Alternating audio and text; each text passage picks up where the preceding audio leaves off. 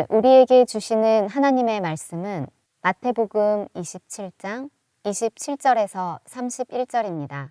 이에 총독의 군병들이 예수를 데리고 관정 안으로 들어가서 온 군대를 그에게로 모으고 그의 옷을 벗기고 홍포를 입히며 가시관을 엮어 그 머리에 씌우고 갈대를 그 오른손에 들리고 그 앞에서 무릎을 꿇고 희롱하여 이르되 유대인의 왕이여 평안할지어다 하며 그에게 침 뱉고 갈대를 빼앗아 그의 머리를 치더라. 희롱을 다 한 후 홍포를 벗기고 도로 그의 옷을 입혀 십자가에 못 박으려고 끌고 나가니라. 이는 살아계신 하나님의 말씀입니다. 아멘. 이 파사드, 고난의 순환의 파사드를 가지고 말씀을 나누었는데 오늘 그 마지막 시간이 되겠습니다. 순환의 파사드를 가지고 이렇게 말씀을 준비하다 보니 지난주가 부활주일이었고 오늘 그 순환의 파사드 한 개를 남겨놨어요. 부활주일 지나고 나서 이 순환의 파사드 설교를 해야 되나 말아야 되나 고민을 좀 했습니다. 제 속에 깨달아지는 것이 있었어요. 부활의 삶을 산 우리들에게 계속되는 것이 있다면 십자가의 삶을 사는 것이다. 이 십자가는 우리들에게 늘 중요한 믿음의 고백이기도 합니다. 오늘 본문 말씀과 오늘 성 파밀리아 성당에 있는 이 순환의 파사드 중에 하나인 베로니카의 수건은 직접적인 연관성이 없어 보이는 부분이기도 합니다. 오늘 본문은 예수님께서 십자가를 지실 때 예수님을 조롱하던 로마 병정들의 이야기입니다. 지난주 여러분들과 함께 부활절 이야기, 그 지난주 고난에 대한 이야기를 나누면서 예수님이 참 힘들었을 부분에 대해서 이렇게 묵상하면서 깨닫게 된 게 그런 거였어요. 예수님이 십자가에 달리실 때 손에 못이 박히고 가시관을 쓰신 육체적인 아픔도 예수님에게 참 어려운 일이었겠지만 십자가의 순환의 현장에 예수님을 따라다니던 제자들이 그 자리에 없었다고 하는 것, 믿음의 동역자들이 다 예수님 곁을 떠나버린 것이 예수님에게는 더 큰 아픔이었을 수도 있겠다. 십자가 아래는 로마 병정들이 있었고 몇몇의 여인들이 있었습니다. 마태복음 27장 55절부터 56절에 보면 예수를 섬기며 갈릴리에서부터 따라온 많은 여자가 거기 있어 멀리서 바라보고 있으니 그 중에 막달라 마리아와 또 야고보와 요셉의 어머니 마리아와 또 세베대의 아들들의 어머니도 있더라. 여러 여인들, 여러 마리아가 있었어요. 그 중에 성경에는 이름이 나와 있지 않지만 12해를 혈루병으로 앓고 있었던 여인이 그곳에 있었으리라고 전해지는데, 우리가 지금 가지고 있는 이 정경 66권에는 포함되어 있지 않은 빌라도의 행전에 보면 12해를 혈루병으로 앓았던 여인의 이름이 나와 있습니다. 그 여인의 이름은 베로니카였다고 전해지고 있습니다. 이 파밀리아 성당에 여러분들에게 이렇게 제가 한번, 쉬운 일은 아니지만 기회가 된다면 지금부터 이렇게 적금을 들어서라도 한 번쯤은 봤으면 참 좋겠다 하는 그 작품들이고요. 그래서 제가 이제 아쉬운 마음에 여러분들과 이렇게 말씀을 나누고 있는데, 거기에 오늘 마지막으로 함께 나누는 베로니카의 수건, 베로니카가 나와 있습니다. 작품을 한번 먼저 보여주시죠. 예수님이 십자가에 못 박혀 있고요. 제가 이제 계속해서 설명을 하겠지만 저 가운데 한 여인이 예수님을 바라보고 있습니다. 저 예수님 십자가 밑에는 여러 여인들도 있습니다. 저기에 베로니카가 예수님을 바라보고 있는데, 이 작품을 만든 수비라치라고 하는 사람은 의도적으로 예수님을 바라보고 있는 베로니카의 얼굴을 보여주지 아니하고 뒷모습만을 보여주고 있습니다. 여러분, 우리가 누군가에 대한 이야기를 들을 때 제일 궁금한 게 얼굴이 아니겠습니까? 근데 수비라치는 의도적으로 얼굴을 만들어 놓지 않았습니다. 그리고 저 여인의 옷 뒤에는 하나의 형상이 나와 있습니다. 여러분들 그 조각을 하는데 음각이 있고 양각이 있잖아요. 돌출된 양각이 아니라 안으로 들어간 음각으로 예수님의 얼굴을 그 옷에 새겨 놓았습니다. 제가 저기서 안내하는 사람의 이야기를 듣고 저기에 새겨진 예수님의 얼굴과 예수님의 눈빛은 우리가 지나가면서 어느 자리에 가서 봐도 예수님의 얼굴과 눈빛이 이 사람을 따라오고 있다는 이야기를 듣고 제가 이렇게 움직이면서 보았습니다. 예수님의 눈이 제가 어디로 움직이든지 저를 바라보고 있었습니다. 이 작품이 우리들에게 말해주고 있는 중요한 포인트가 있는데요, 그것은 십자가 아래서 예수님을 바라보는 저 여인 베로니카의 수건은 캐톨릭에 있어서 아주 중요한 성물이 되었습니다. 왜냐하면 베로니카가 예수님이 십자가를 지고 골고다로 올라가실 때 채찍에 맞으시고 피를 흘리시고 쓰러지셨을 때 예수님의 땀과 피를 닦아주려고 베로니카가 수건으로 예수님의 얼굴을 닦았을 때 그 수건에 예수님의 얼굴의 형상이 새겨졌습니다. 그래서 로마 교황청에는 지금도 저 베로니카의 수건이 성물로 전해지고 있습니다.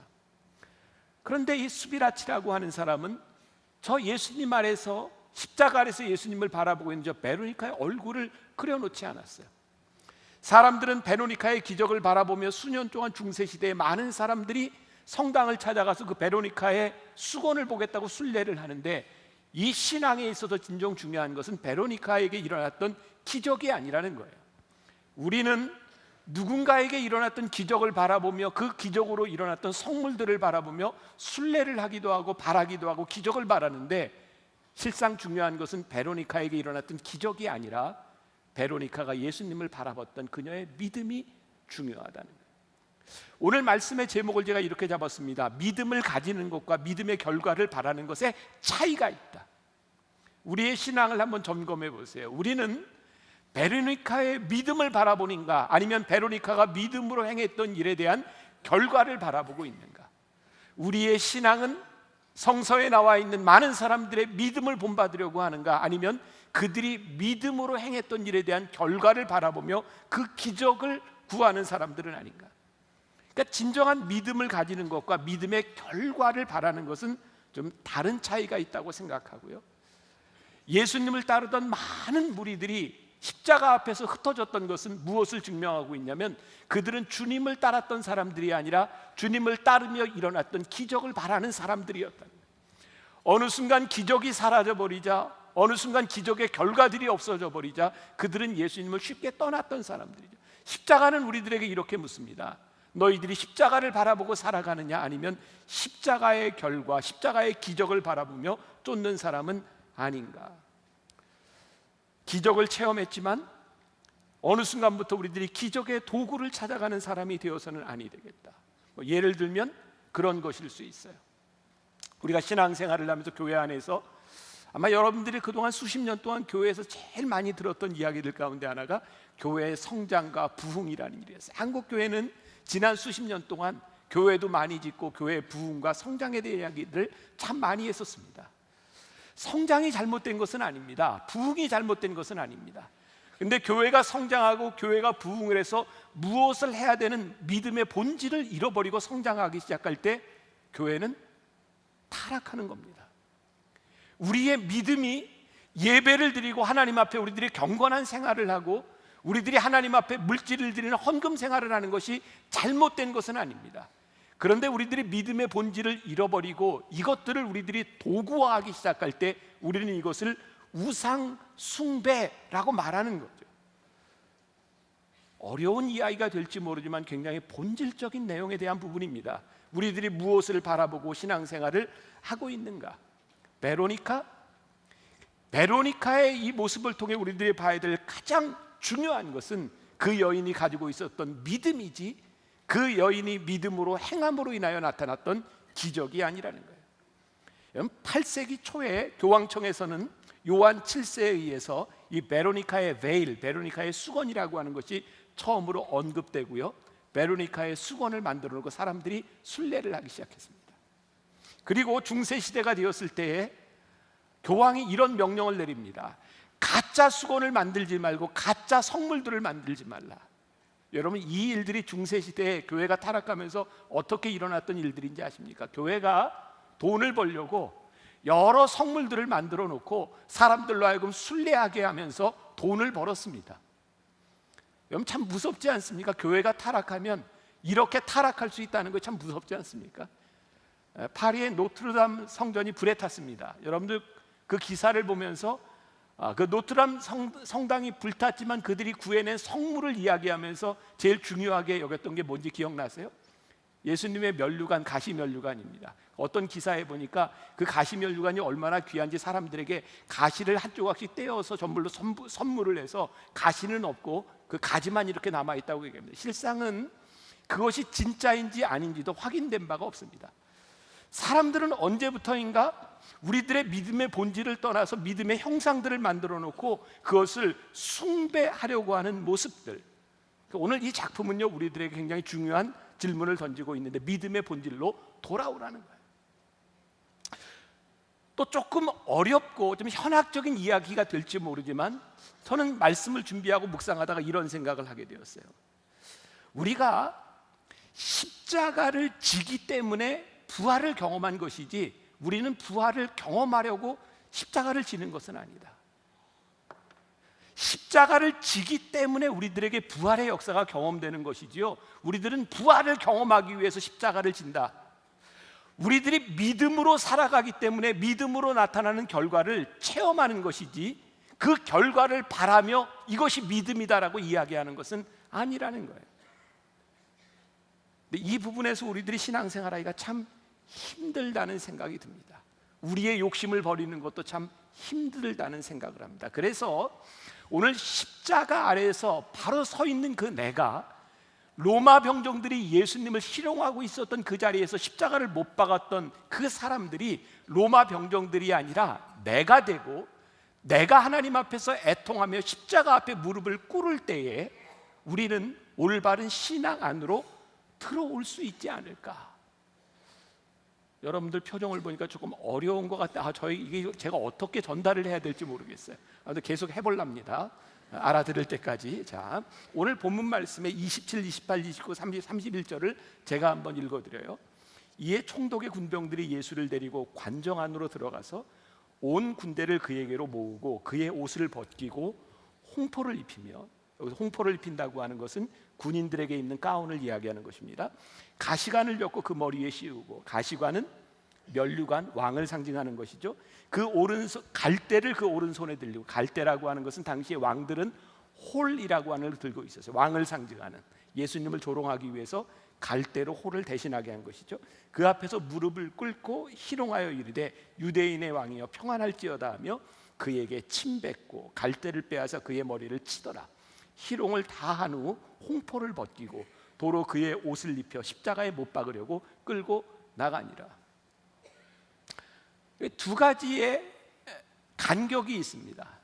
제자들이 예수님을 버렸던 이유 가운데 하나는 그들이 생각했던 왕이 아니었기 때문에 그들은 예수님을 떠나갔습니다. 유대인의 왕이라고 하는 것 때문에 로마 병정들은 예수님을 왕으로 만들어 놓고 예수님을 희롱했습니다. 홍포를 입히고 여기 많은 군인들이 있으니 네가 그 군인들의 왕이 되어보라. 가시면류관을 씌워놓고 너에게 그 면류관을 썼으니 네가 왕이 되어보라. 갈대로 홀을 만들어 놓고 내가 왕이 되어보라 라고 예수님을 희롱했습니다. 근데 정말 중요한 것은 뭔지 아세요? 예수님의 제자들이 예수님을 잘못 알고 예수님을 떠나갔는데, 예수님을 희롱하던 그 로마의 병정들이 예수님을 가짜 왕이라고 희롱했는데, 예수님은 만왕의 왕이 되셔서 부활하셔서 우리들의 주가 되셔서 오늘 우리들이 그 주님을 고백하고 있다. 어떤 목사님이 부활절 설교에서 이런 글을 썼더라고요. 2008년 베이징 올림픽이 열렸을 때 그 당시에 개막식을 준비한 중국의 유명한 감독이 있습니다. 장모유 감독의 작품을 보면서 이렇게 얘기를 했더라고요. 중국 굴기를 이야기하며 그들이 엄청난 작품을 만들어냈지만 그 작품이 얼마나 갈 것 같습니까? 그 작품들 더 뛰어난 사람이 나와서 또 다른 작품을 만들면 그것은 쉽게 잊혀지는 것이기도 합니다. 그런데 놀랍게도 2000년 동안 십자가 아래에서 예수님을 희롱했던, 예수님을 떠났던 제자들, 그런데 그 주님은 오늘도 이 자리에서 2000년 동안 여지없이 사람들에 의하여 고백되고 있다는 사실. 고린도전서 1장 18절에 보니까 십자가의 도가 멸망하는 자들에게는 미련한 것이요 구원을 받는 우리에게는 하나님의 능력이라. 누가 희롱해도 누가 부인해도 십자가는 2000년 역사 가운데 우리들의 능력으로 서 있고, 저는 요즘 한국 교회를 바라보며 많은 사람들이 염려하는 눈으로 바라보며 이제 청년들이 교회를 다 떠났노라고, 대학가에 3%밖에 크리스찬들이 남아있지 않노라고 이야기를 하는데 저에게는 참 이상한 소망 같은 것이 있습니다. 하나님, 2000년 역사 가운데 교회는 핍박받고 교회는 가장 어려워졌을 때 하나님의 역사는 다시 일어났고 주님은 우리들에게 왕으로 고백된 2000년의 역사를 우리들이 알고 있기 때문에 저는 한국교회가 끝났다고 생각하지 않습니다. 장로님들과 회의를 하면서 이제 앞으로 저도 은퇴하게 되고 세월이 흘렀을 때 만나교회가 많이 좀 어려워지고 위축되지 않겠습니까? 그것을 준비해야 되지 않겠습니까? 인간적으로 저에게도 많은 염려가 됩니다. 그런데요, 염려하고 있는 저에게 하나님이 하시는 말씀입니다. 2000년 역사 동안 교회는 수없이 많은 위기를 겪었지만 십자가는 능력이 되어서 지금까지 우리들이 하나님 앞에 와 있다는 사실입니다. 가장 수치스러웠던 일을 수치스럽게 끝내지 않도록 십자가 앞에 서 있던 사람들을 통하여 왕의 왕을 고백하게 만드셨다는 사실이에요.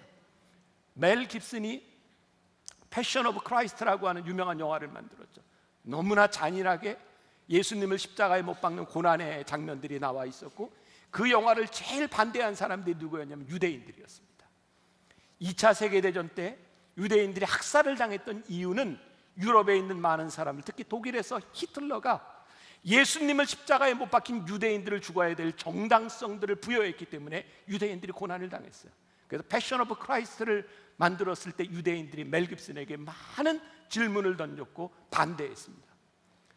예수를 십자가에 못 박은 것이 유대인 때문이라고 그 영화를 만든 것입니까? 그때 멜 깁슨이 이런 이야기를 합니다. 아니요, 예수님을 십자가에 못 박은 것은 우리들입니다.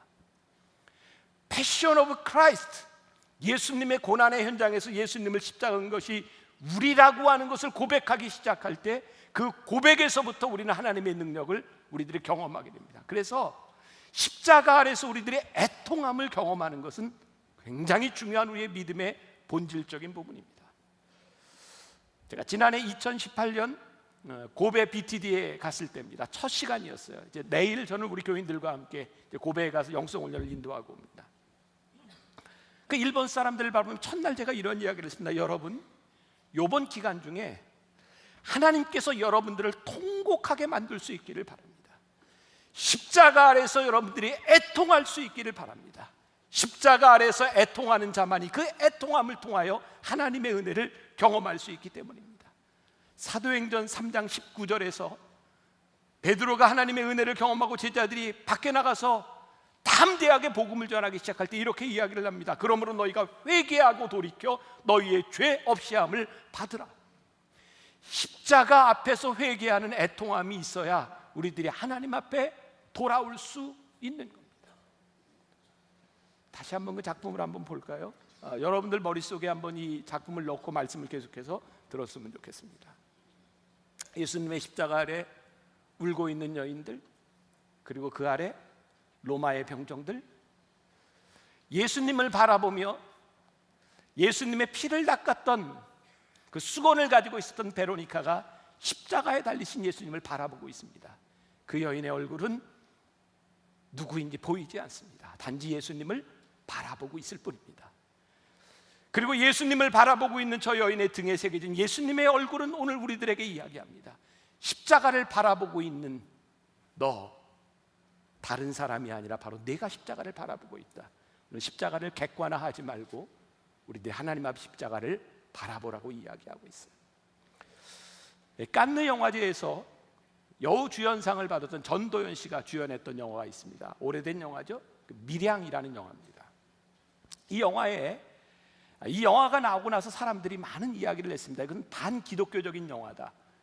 근데 저는 그 영화를 보면서 그 반기독교적인 영화가 아니라 저는 기독교적인 영화라고 개인적으로 생각을 했던 사람입니다. 이 영화를 봤던 분들은 기억이 날지 몰라요. 제가 예전에 설교에서도 몇 번 인용한 적이 있습니다. 여기에 전도연 씨가 신혜라고 하는 여자로 나옵니다. 남편이 죽었어요. 아이를 데리고 밀양에 들어와서 둘이 삽니다. 그런데 남편을 잃고 아들 하나 데리고 사는 이 여인에게 그 아들을 데려가서 아들을 납치해서 아들을 죽여버린, 아들과 남편을 다 잃어버린 이 여인에게 유괴당해서 살해된 아들을 바라보는 이 엄마가 얼마나 아프고 힘들었겠습니까? 오늘 아는 사람에 의해서 부흥회에 참석을 하게 되죠. 그리고 거기에서 하나님의 은혜를 경험합니다. 그리고 거기에서 진짜 어려운 기도와 결심을 하게 되죠. 하나님, 제가 우리 아들을 죽인 그 유괴범을 용서하겠습니다. 그 형무소로 찾아가죠. 그 범인을 만났을 때 어쩌면 그렇게 배역을 잘 골랐는지 모르겠어요. 거기에 나오는 그 살인범이요, 너무너무 이렇게 좀 살인범인데 선하게 생긴 살인범이죠. 아주 이미지에 딱 맞는. 그 전도연 씨가 가서 내가 당신을 용서하러 왔노라고 그랬더니 그 유괴범이 너무너무 평안하게 이야기하죠. 나 용서받았다고. 하나님 나를 용서하셨노라고. 그때 전도연 씨가 그 시내가 절규합니다. 내가 용서하지 않았는데 누가 널 용서해? 그리고 반기독교적인 사람이 돼서요, 교회를 욕하고 교회 다니는 사람들을 타락시키고 반기독교적인 행동을 합니다. 그래서 반기독교적인 영화라고 하는데, 저는 그 영화를 바라보면서 깨달았던 게, 그렇구나, 세상이 우리를 바라볼 때, 십자가의 용서를 받았다는 우리들을 바라볼 때 애통함이 없이 나는 평안하다고 생각하는 그 사람들을 바라보며 그들은 가짜라고 이야기한다. 십자가 아래서 애통하지 않는 우리의 용서함은 가짜라는 거예요. 진짜 십자가는요, 참 아프고 힘든 겁니다. 용서하는 것도 힘들고요, 그로 인하여 아픔을 당한 사람이 그 아픔을 잃어버리는 것도 너무너무 힘든 겁니다. 십자가는 보상이 아닙니다. 저는 적어도 그렇게 믿습니다. 우리가 십자가를 통해서 구원을 받는 것이지만 그 보상 때문에 십자가가 우리들에게 오는 것은 아니어야 진짜 십자가라고 생각을 해요. 자, 오늘 말씀을 나누는 게 조금 방송에 나가기 때문에 조심스럽기는 한데, 어떤 분이 방송에서 제가 하는 이야기를 들었어요. 저기 판교를 지나가다 보면 어떤 교회 큰 현수막에 이런 글귀가 써져 있습니다. 최고의 복수는 용서다. 근데 그 말이 그렇게 거슬리더라는 거예요. 제가 이야기를 듣고 보니 그런 것 같아요. 어떻게 용서를 하기 위해서 복수할 수 있을까? 그것이 용서일까? 용서는 그런 것이 아니라, 용서는 힘든 겁니다. 복수하기 위해서 용서하는 것이 아니라 내가 십자가 앞에 서 있기 때문에 용서하는 것이지, 최고의 복수는 용서다. 어떻게 이 말로 우리들이 십자가를 설명할 수 있을까? 또 저는 참 무서운 것 중에 하나가, 여러분들이 이 일로 제가 어떤 정치적인 견해 이런 걸로 오해하지 않았으면 좋겠어요. 대통령이 언젠가 했던 말이 있습니다. 대통령 되기 전에 아름다운 복수를 꿈꾼다. 그분은 노무현 대통령을 생각하면 아름다운 복수. 아름다운 복수는 존재하지 않습니다. 복수는 복수인 겁니다. 저는 지금 이 시대만을 이야기하는 것이 아니라 우리의 민족에게 주어진, 앞으로 세대에게 하나님이 우리 교회의 믿음의 사람들에게 주어진 것은 복수가 아니라는 거예요. 우리들이 우리들 앞에 주어진 십자가를 누가 어떻게 질 것이며 그 십자가를 지는 사람들이 어떻게 살아갈 것이냐를 우리들에게 묻고 계시지, 십자가는 내가 그 앞에서 애통하고 내가 그 앞에서 아파할 때 우리들이 질 수 있는 것이 십자가입니다. 돌아가신 옥하는 목사님이 그런 말을 자주 하셨어요. 더 이상 눈물이 없는 기독교는 천박한 기독교가 될 것이다. 베로니카의 수건을 바라보며 베로니카의 그의 믿음과 그의 아픔을 보지 않고, 베로니카의 수건에 새겨진 예수님의 기적을 바라보며 저것을 만지면 병이 낫는다고, 저것을 만지면 축복을 받는다고 생각하는 교회는 더 이상 기독교가 아니라 천박한 기독교가 될 것이다. 십자가를 잃어버린 기독교, 십자가를 잃어버린 교인들은 천박한 기독교인이 될 것이다. 돌아가신 김우영 목사님, 저에게는 아버님이 되시죠. 옛날 우리 한국 교회에 부흥의 세대가 있었습니다. 그래서 옛날에 삼순선 선교회라는 게 있었어요. 삼순선, 30대의 부흥사들이 한국교회 부흥을 이끌었던 세대입니다. 그때 거기에 속한 분들이 여러분 돌아가신 신영균 목사님, 권중길 목사님, 장광영 목사님, 저희 아버님, 이렇게 다 부흥사들, 그 당시에 조용기 목사님, 김장한 목사님, 다 비슷한 나이 또래의 분들이었습니다. 그분들을 통해서 한국교회 엄청난 부흥회의 역사들이 있었습니다. 저희 아버님의 이야기를 제가 다른 분들을 통해서 듣습니다. 저희 아버님이 30대에 40대 초반에 부흥회를 하실 때 그렇게 하셨답니다. 부흥회를 하면서 십자가에 대한 설교를 하는데 이 십자가를 사람들에게 어떻게 알릴까? 그래서 저는 제가 본 것이 아닙니다. 저희 아버님에 대해서 들은 이야기입니다. 설교하시다가 강대상에서 면도칼을 가지고 손바닥을 긋고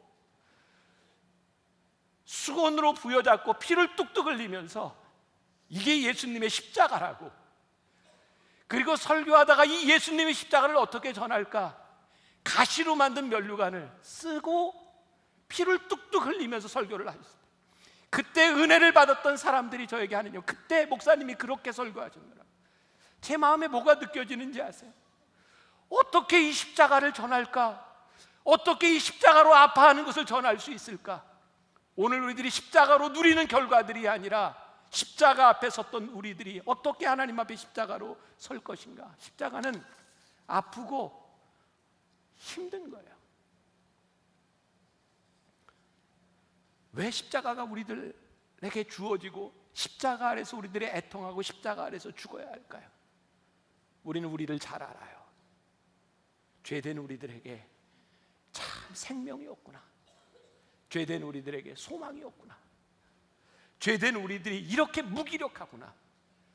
그런데 십자가 아래서 내가 죽지 않으면 십자가와 함께 사는 우리를 경험할 수 없기 때문에 우리들에게 십자가를 치라고 말씀하시는 거예요. 유명한 갈라디아서 2장 20절 말씀이 있습니다. 내가 그리스도와 함께 십자가에 못 박혔나니 그런즉 이제는 내가 사는 것이 아니요 오직 내 안에 그리스도께서 사시는 것이라. 이제 내가 육체 가운데 사는 것은 나를 사랑하사 나를 위하여 자기 자신을 버리신 하나님의 아들을 믿는 믿음 안에서 사는 것이라. 1207년 유명한 성 프란시스가 회심한 해입니다. 성 프란시스는 귀족이었습니다. 돈이 많은 사람이었습니다. 그가 회심을 경험하고 나서 하나님께 이렇게 기도합니다. 말을 타고 가며 말 위에서, 하나님, 제가 어떻게 하면 하나님 앞에 진정 회심한 자로 살아갈 수 있을까요? 그때 하나님께 이런 음성을 듣습니다. 내가 정말 사랑하던 것을 내가 증오하게 되고, 내가 정말 증오하던 것을 사랑하게 된다면 너는 진정 하나님의 사람이 된 것이다. 그리고 눈을 떴을 때 그의 앞에 피고름을 흘리고 있는 나병 환자를 보게 됩니다. 프란시스는 내려가서 그 사람을 부둥켜 안고 그 사람을 치료하고 그 사람에게 입 맞추고 그 사람에게 돈을 주고 옵니다. 그러면서 깨닫습니다. 내가 증오하고 내가 증오하고 싫어하고 미워하던 것을 사랑하게 되었구나. 여러분, 우리가 하나님을 믿고 살아간다고 하는 것은요, 우리들의 삶의 변화입니다. 십자가로 인하여 하나님께서 우리들에게 주시는 삶의 변화를 경험하는 것입니다. 십자가로 인하여 우리들이 새롭게 살아나는 것입니다. 이것이 십자가의 역사이고, 그 십자가 아래에 서 있는 내가 바로 그 주인공임을 고백하는 거예요. 다시 한번 작품을 보겠습니다.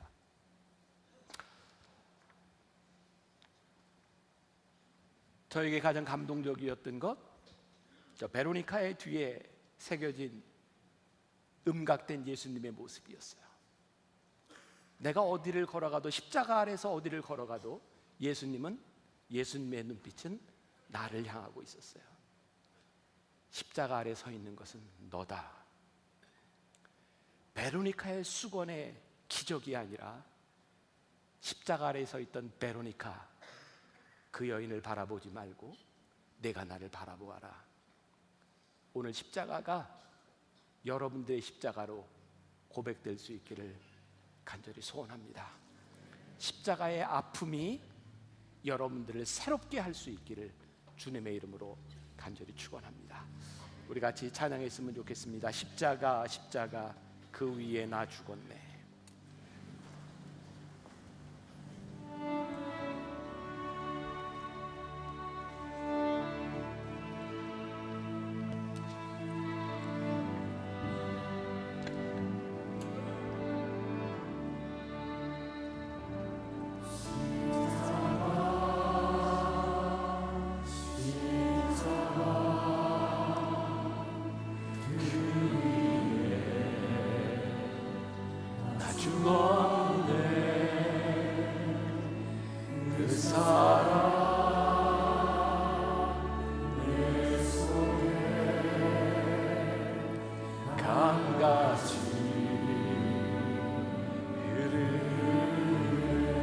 십자가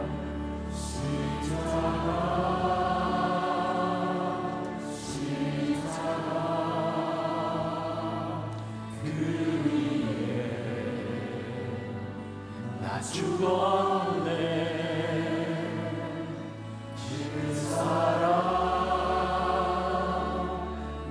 속에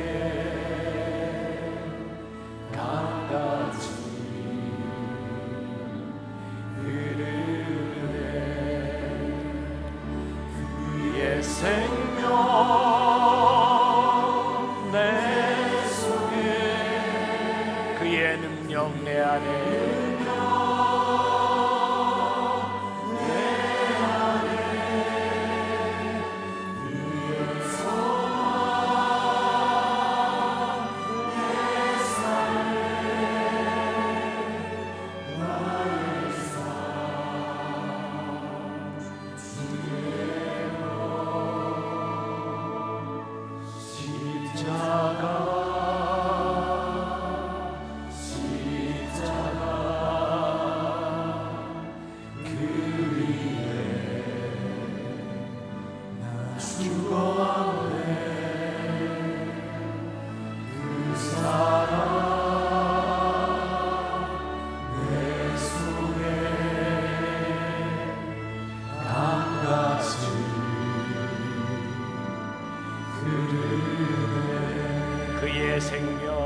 그의 생명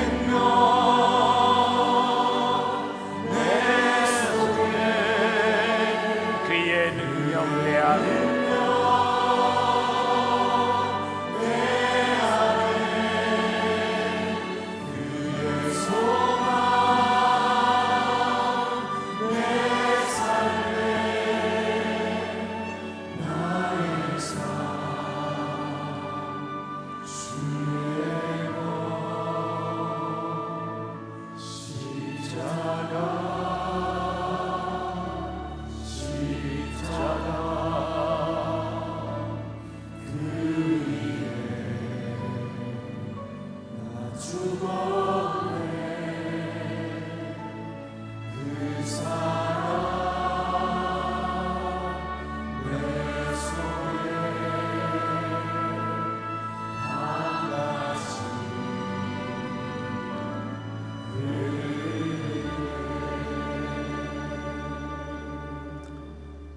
내가 그리스도와 함께 십자가에 못 박혔나니 그런즉 이제는 내가 사는 것이 아니요 오직 내 안에 그리스도께서 사시는 것이라.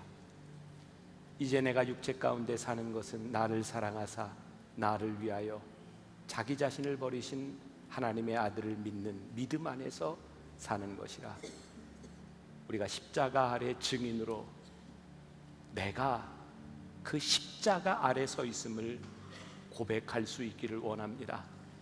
십자가는 우리로 하여금 애통하게 하고, 우리로 하여금 아프게 하고, 우리로 하여금 용서하게 하고, 그래서 십자가가 능력임을 우리들이 고백하며 나아갑니다.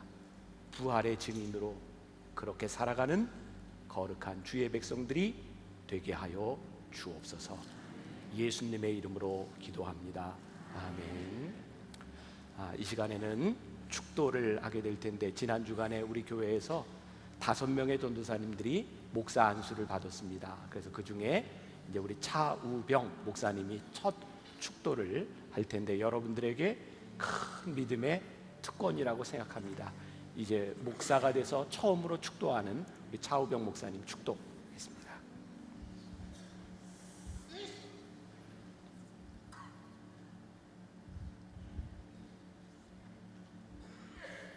기도하겠습니다. 하나님, 이 시간 십자가를 다시 생각합니다. 지난 7주간 십자가 앞에서 나는 아니지요를 외치던 우리의 연약함을 보았습니다. 영적 허영심으로 가득 찬 모습, 열정이 배신으로 변하던 그 모습을 십자가에 못 박았습니다. 그렇게 우리를 예수님과 함께 죽게 하시고 그 십자가에서 다시 살리심을 감사드립니다. 내 인생의 가치가 무엇인지 다시 한번 깨닫게 하심도 감사를 드립니다. 그러나 주님, 세상에서 살아가다 보니 때로는 십자가를 져야 한다는 그 말씀이 우리의 마음을 참 불편하게 합니다. 십자가 때문에 많이 아파야 하고 십자가 때문에 많이 힘들어야 한다는 사실을 받아들이고 싶지 않습니다. 그러나 하나님, 그럴 때마다 나와 함께 십자가 져주시는 예수 그리스도를 바라보게 하여 주옵소서. 그래서 십자가의 결과만을 생각하지 않게 하시고 주님 주신 십자가 단단히 붙잡고 나아갈 수 있는 힘과 능력을 더하여 주옵소서. 오늘도 주님 앞에 드려진 귀한 예물이 있습니다. 이 예물과 함께 우리의 마음도 올려드립니다. 하나님께서 음양하여 주시고 이 예물이 사용되는 곳마다 십자가의 기쁨이 넘쳐나도록 하나님께서 일하여 주옵소서. 지금은 우리 주 예수 그리스도의 은혜와 하나님 아버지의 무한하신 사랑과 성령의 인도하심이 주님, 내가 그 십자가를 지겠습니다 결단하며 나아가는 당신의 사랑하는 모든 백성들 위해 지금부터 영원까지 함께 하시기를 간절히 축원하옵나이다. 아멘.